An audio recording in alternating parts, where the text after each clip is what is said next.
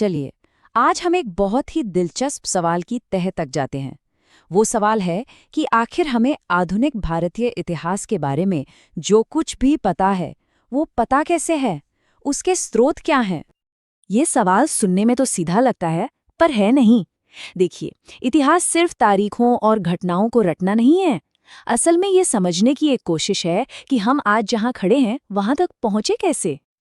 तो इसे कुछ ऐसे समझिए, जैसे कोई जासूस सुरागों को जोड़कर एक पूरी तस्वीर बनाता है, ठीक वैसे ही एक इतिहासकार भी काम करता है और उनके सुराग होते हैं ऐतिहासिक स्रोत। तो आइए आज एक इतिहासकार के उस टूलकिट में झांक कर देखते हैं। सबसे पहले और सबसे बुनियादी स्रोत होते हैं सरकारी रिकॉर्ड्स। ये किसी भी कहानी के कंकाल की तरह हैं, वो ढांचा जिस पर बाकी सब कुछ टिका होता है। ये हमें बताते हैं कि क्या हुआ था, लेकिन हमेशा ये नहीं बताते कि क्यों या कैसे हुआ था। और ये रिकॉर्ड्स, इनकी तादाद बहुत ज्यादा है। जरा देखिए, नई दिल्ली के नेशनल आर्काइव से लेकर पुणे के पेशवा दफ्तर तक, जहां मराठा साम्राज्य के रिकॉर्ड्स रखे हैं, या फिर बीकानेर में रियासतों का इतिहास। ये सारी जगहें उस जमाने के प्रशासनिक फैसलों, चिट्ठियों और सरकारी ज्ञापनों से भरी पड़ी हैं। ये हमें उस समय की सरकार के कामकाज की एक ठोस आधिकारिक झलक देते हैं। अब एक दिलचस्प बात यह है कि उस दौर में एक नहीं बल्कि दो भारत थे। एक वो जिस पर अंग्रेजों का सीधा शासन था, जैसे बॉम्बे या मद्रास प्रेसिडेंसी, और दूसरा था रियासतों का भारत, जैसे ग्वालियर या मैसूर।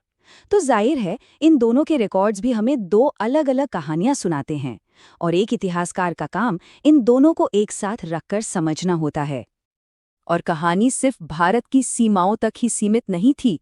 भारत का इतिहास हमेशा से ग्लोबल रहा है। देखिए, कितने अहम सुराग फ्रांस, हॉलैंड, डेनमार्क और पुर्तगाल के आर्काइव्स में छिपे हैं। मतलब, पेरिस से लेकर लिस्बन तक भारत की कहानी के टुकड़े बिखरे पड़े हैं। ये दिखाता है कि भारत उस दौर में दुनिया के लिए कितना अहमियत रखता था। चलिए अब टूलकिट के दूसरे औजार की तरफ बढ़ते हैं। सरकारी फाइलें हमें ढांचा तो दे देती हैं, लेकिन उस दौर के इंसानी एहसास कहाँ है?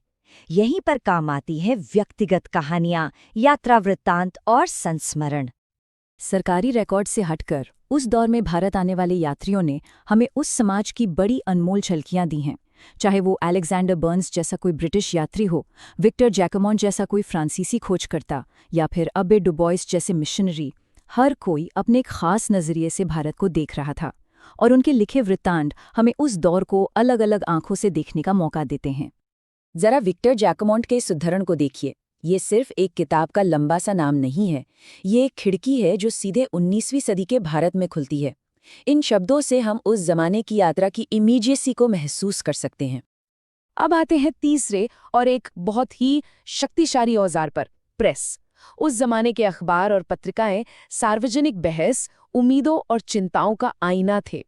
वो सचमुच उस राष्ट्र की नब्ज थे। शुरुआत में तो ये अखबार ज्यादातर ब्रिटिश शासन के तहत ही शुरू हुए, जैसे कि कैलकाटा गजेट या बॉम्बे हेरल्ड। इनका काम था प्रशासन की खबरें और व्यापार की जानकारी देना। लेकिन फिर आया एक जबरदस्त मोड़। बाल गंगाधर तिलक के केसरी और महारट्टा, दादा भाई नौरोजी की वॉइस ऑफ इंडिया, जी सुब्रमण्या अय्यर का द हिंदू, इन भारतीय नेतृत्व वाले अखबारों ने औपनिवेशिक कहानियों को सीधी चुनौती देनी शुरू कर दी। ये सिर्फ खबरें नहीं छाप रहे थे, ये तो स्वतंत्रता आंदोलन के हथियार बन गए थे। और भारत के भविष्य की ये लड़ाई सिर्फ उसकी सरहदों के अंदर नहीं लड़ी जा रही थी, ये बातचीत पूरी दुनिया में फैल चुकी थी। और ये आवाज दुनिया भर में गूंज रही थी। लंदन में श्यामजी कृष्ण वर्मा का इंडियन सोशियोलॉजिस्ट, पेरिस में मैडम कामा का वंदे मातरम, और सैन फ्रांसिस्को से निकला गदर। ये सिर्फ पत्रिकाएं नहीं थीं, ये एक ग्लोबल नेटवर्क था जो दुनिया भर में भारतीय स्वतंत्रता के लिए समर्थन जुटा रहा था और विचारों की आग को हवा दे रहा था। हमारे टूलकिट का आखिरी हिस्सा हमें उस युग के दिल और आत्मा तक ले जाता है, कला और साहित्य। ये हमें बताते हैं कि लोग क्या महसूस करते थे, क्या सपने देखते थे और किस बात से डरते थे। औपनिवेशिक दौर में कंपनी पेंटिंग्स नाम की एक शैली बहुत लोकप्रिय थी। इसमें अक्सर भारत में हो रही घटनाओं को ब्रिटिश नजरिए से दिखाया जाता था, उनकी बहादुरी, उनके संघर्ष। रिलीफ ऑफ लखनऊ या इन मेमोरियम जैसी पेंटिंग्स को देखिए। ये सिर्फ कला नहीं है, ये 1857 के विद्रोह जैसी घटनाओं के ब्रिटिश व्याख्या को मजबूत करने वाले ऐतिहासिक दस्तावेज हैं। लेकिन इसके जवाब में एक कलात्मक जवाबी कहानी भी उभर रही थी। अवनींद्रनाथ टैगोर के नेतृत्व में बंगाल स्कूल ऑफ पेंटिंग ने एक ऐसी कला को जन्म दिया जो पूरी तरह से भारतीय थी, अपनी जड़ों और अपनी पहचान की तलाश में थी। और यही क्रांति साहित्य में भी हो रही थी।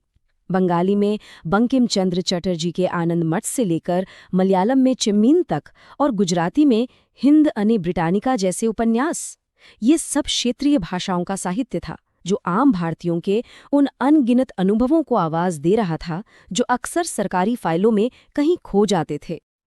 तो एक इतिहासकार इन सभी अलग अलग स्रोतों का करता क्या है? सरकारी रिकॉर्ड, निजी कहानियां, अखबारों की बहसें और कलात्मक अभिव्यक्तियां, इन सबको मिलाकर क्या बनता है?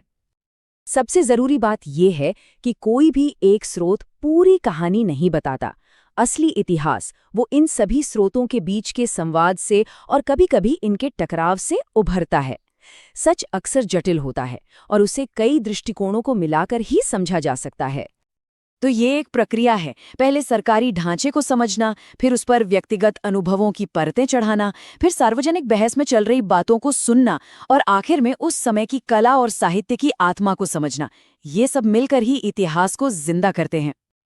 और ये हमें एक आखिरी सवाल पर लाकर छोड़ता है। आज से 100 साल बाद इतिहासकार हमारे समय को समझने के लिए किन स्रोतों का इस्तेमाल करेंगे? हमारे social media posts, news websites, फिल्में? जरा सोचिए, आज हम जो कुछ भी बना रहे हैं, लिख रहे हैं, कह रहे हैं, वो कल का ऐतिहासिक स्रोत है।